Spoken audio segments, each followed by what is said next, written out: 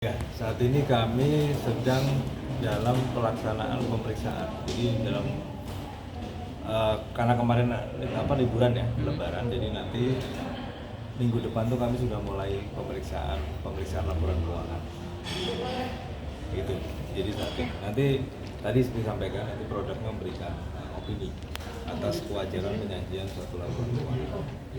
Di sini Kalimantan Tengah itu dari 15 Pemda itu alhamdulillah sudah 13 Pemda yang memperoleh opini terbaik WDP, tapi masih ada 2 yang masih memperoleh opini WDP. Mudah-mudahan nanti di tahun ini bisa lebih baik lagi semuanya. 2 daerah itu mana aja tuh Pak yang WDP? Yang masih WDP itu di Kapuas dan di Murah. Apa alasannya Pak masih Penyebabnya apa sih, WDP? Pak? Penyebabnya memang karena ini laporan keuangan, jadi artinya ketika menyajikan laporan keuangan itu masih ada yang belum memenuhi suatu kaidah atau dalam persyaratan pelaporan keuangan yang baik sesuai dengan standar standar pemerintah.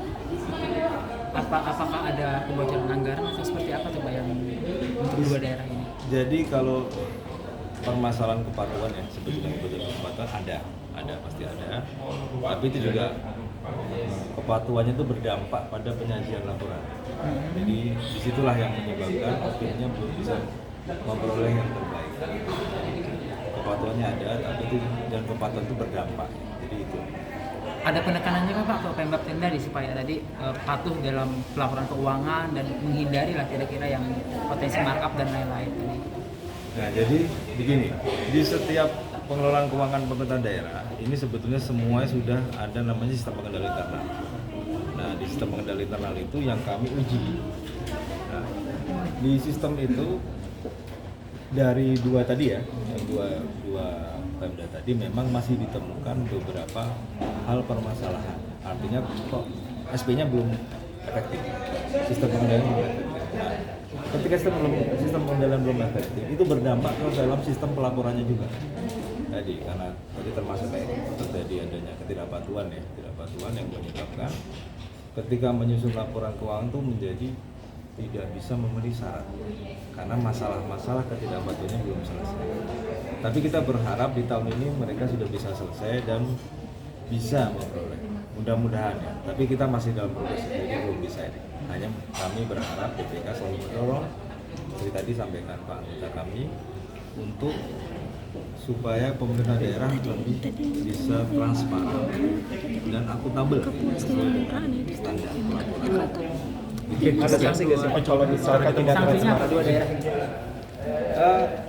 Opini, kami memberikan opini, tidak ada sanksi. Kalau sanksi itu ranahnya di mana, Pak? KPK atau apa Pak? Oh enggak, ini berbeda, mohon maaf. Kalau sanksi apapun itu berbeda. Kami memang secara mandatori itu diminta untuk memberikan opini atas laporan keuangan pemerintah daerah. Jadi kalau mengenai yang ditanyakan, saya pikir itu tidak relevan. Tapi jadi catatan apa ya itu ya?